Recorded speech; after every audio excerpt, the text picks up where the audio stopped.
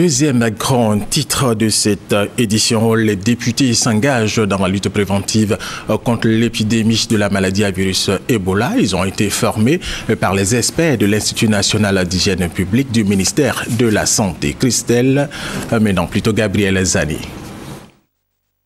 La menace de la maladie à virus Ebola est réelle.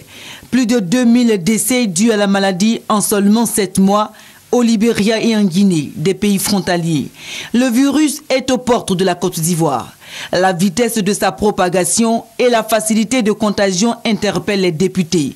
Un comité de veille a vu le jour au sein du Parlement. Les membres de ce comité se forment sur la lutte préventive contre l'épidémie. Notre objectif, c'est d'être formés pour répercuter l'information au niveau du terrain. Parce que pour nous, il n'y a pas mieux que le député élu de la population, représentant de la population, pour passer le message de la sensibilisation. Élu du peuple, le député est un maillon essentiel de la sensibilisation des populations. Face à l'ampleur de la menace du virus Ebola, les parlementaires ivoiriens ont décidé d'accompagner le gouvernement dans son action de sensibilisation en mettant en place un comité de veille. Dans leurs actions, les députés comptent amener le gouvernement à adopter des mesures d'accompagnement pour éviter la paupérisation des habitants des zones rurales. Nos prochaines actions se feront dans nos différentes localités.